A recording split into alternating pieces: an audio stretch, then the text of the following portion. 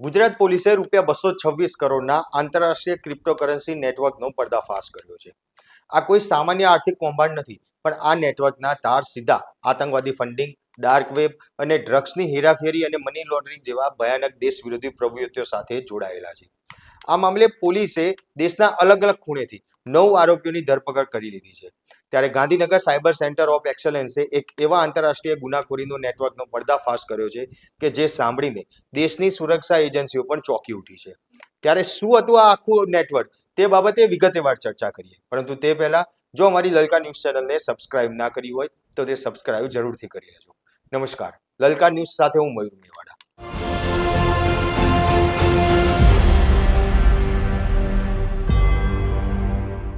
આખરે કેવી રીતે ચાલતું હતું આ આખું કાળું બજાર? તપાસમાં સામે આવ્યું છે કે આરોપીઓ ડાર્ક વેબ પરથી મેળવેલી શંકાસ્પદ ક્રિપ્ટોકરન્સી કે જેને ડર્ટી ક્રિપ્ટો કહેવાય છે તેને ન પકડાય તેથી બચવા માટે પહેલા યુએસડીટીમાં કન્વર્ટ કરતા હતા. એટલું જ નહીં, ટ્રેસ ન થાય તેમના માટે થઈને મોનેરો જેવી ક્રિપ્ટોકરન્સીનો ઉપયોગ છે તે કરી નાણાં આંતરરાષ્ટ્રીય સ્તરે મોકલવામાં આવતા હતા. સાયબર ટીમે અત્યાધુનિક બ્લેકચેઇન એનાલિસિસ અને ટેકનિકલ ટૂલ્સની મદદથી આ આખા નેટવર્કને ટ્રેસ કર્યું હતું. આ અંગે કુલ વોલેટના જે ટ્રાન્ઝેક્શનની લગભગ વાત કરીએ તો $23.9 મિલિયન એટલે કે ભારતીય કરન્સીમાં જો વાત કરીએ તો 226 કરોડ રૂપિયા સુધી આ આખો અંદાજ છે તે પહોંચે છે. विश्व के अलग अलग देशों के जो अंतर्राष्ट्रीय आतंकी संगठन हैं उनसे जुड़े हुए terror financing, dark web, drugs network और अदर जो इलीगल एक्टिविटीज़ है जिसका जो डर्टी क्रिप्टो है उस क्रिप्टो को यूएसडीटी और उसके बाद में कैश में कन्वर्ट करके हवाले से अलग अलग देशों के आतंकी संगठन, ड्रग्स नेटवर्क और सभी सिंडिकेट को पहुंचाने का काम करने वाले एक गिरोह को गुजरात के साइबर सेंटर ऑफ एक्सीलेंस ने गिरफ्त में लिया है. इस केस की शुरुआत ऐसे हुई थी कि टेक्निकल टीम जब क्रिप्टो एनालिसिस पे काम कर रही थी तो एक सस्पिशियस आईपी ध्यान में आया था जो इंडिया का था. वो आईपी सीधा आर्टिमस लैब जो ऑनलाइन ड्रग ट्रेडिंग का बहुत बड़ा कारोबार करती है उससे पैसे ले रहा था. उस क्रिप्टो का एनालिसिस करते हुए वो मोहसिन मुलानी का क्रिप्टो था जो अहमदाबाद बेस्ड है. उसका एनालिसिस करते हुए उसके साथ उसके क्लस्टर में 9 और क्रिप्टो वॉलेट पाए गए. उन सभी क्रिप्टो वॉलेट का हम लोगों ने एनालिसिस किया तो जो ध्यान पे आया वो चीज़ें ये है कि ये हमास से जुड़ा हुआ एक अल कहीरा करके गाज़ा इजराइल का एक टेरर ऑर्गेनाइजेशन इजराइल ने घोषित किया है. इजराइल गवर्नमेंट ने 2025 में एनबीसीटीएफ ने कुछ एक क्रिप्टो वॉलेट सीज किए थे कोर्ट ऑर्डर से जो सीधे हमास को टर्की के जरिए फंडिंग कर रहे थे. उसमें से एक वॉलेट से सीधा पेमेंट मोहम्मद जुबैर पोपटिया के 2 वॉलेट में आ रहा था और मोहम्मद जुबैर पोपटिया के वॉलेट से ये सारा टेरर का जो पैसा है ये इन लोगों के वॉलेट में आ रहे थे.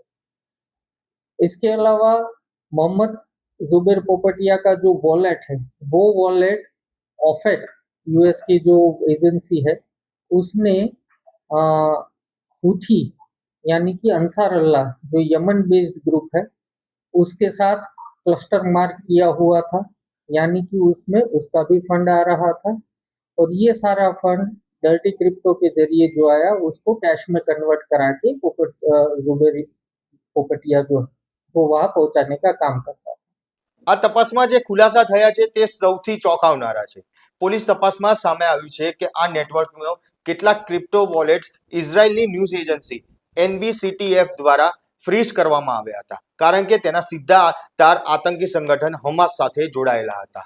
ઉપરાંત અમેરિકા દ્વારા જે પ્રતિબંધિત કરાયેલા આતંકી સંગઠનો છે જેવા કે હુથી, IRGS-QF એટલે કે ઈરાનિયત ગાર્ડ્સ અને જે અન્ય એક જે પ્રતિબંધિત જે એજન્સી છે જેમાં રશિયન ક્રિપ્ટો એક્સચેન્જ ગેરટેક્સ કરીને એક સંગઠન છે તેને પણ પ્રતિબંધ કરવામાં આવ્યો હતો અને તે નેટવર્કની સાથે આ વોલેટના નાણાકીય વ્યવહારો જોડાયેલા હોય તેવું પણ તપાસમાં સામે આવ્યું છે.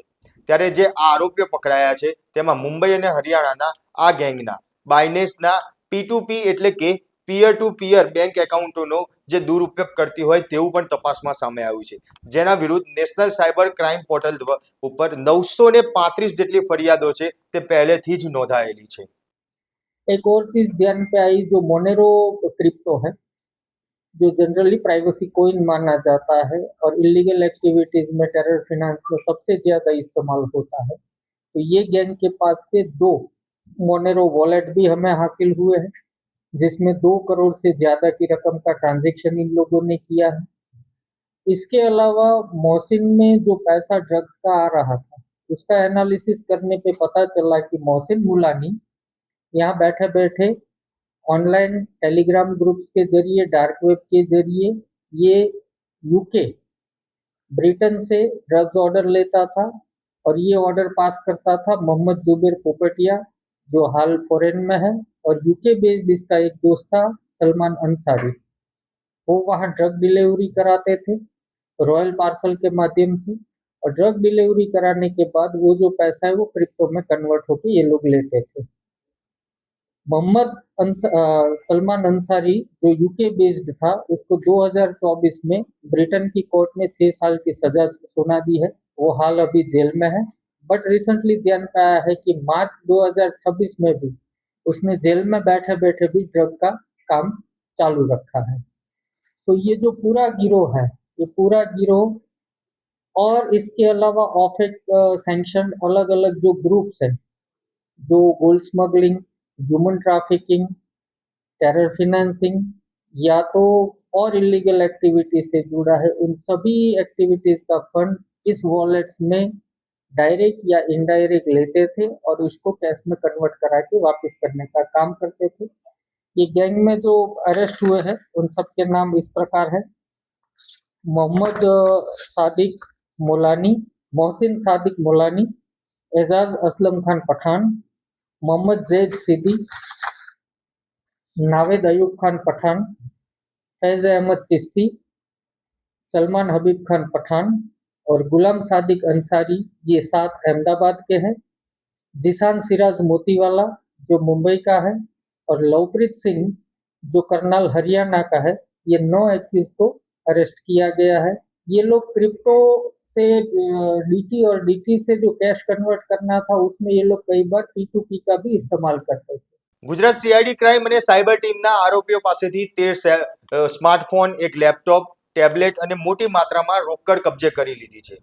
પરંતુ મોટી વસ્તુ એ છે કે જે આ 226 કરોડનું આખું જે ક્રિપ્ટોકરન્સીનું નેટવર્ક ઝડપી પાડવામાં આવ્યું છે, આ નેટવર્કમાં હજી પણ અન્ય મોટા માથાઓ સંડોવાયેલા હોય તેવી શક્યતાઓ રહેલી છે અને તે જ દિશામાં વધુ તપાસ કરવામાં આવી રહી છે। ત્યારે હવે તે મોટા માથાઓના નામ સામે આવે છે કે કેમ તે આગામી સમયમાં જોવાનું રહેશે। ત્યારે તમારું શું માનવું છે કે આ મોટા માથાઓના નામ પોલીસ તપાસમાં બહાર આવશે ખરી? કોમેન્ટ બોક્સમાં જરૂરથી જણાવજો। આપના પોતાના પ્લેટફોર્મ લલકારને લાઈક કરો, ફોલો કરો, સબસ્ક્રાઇબ કરો અને શેર કરો।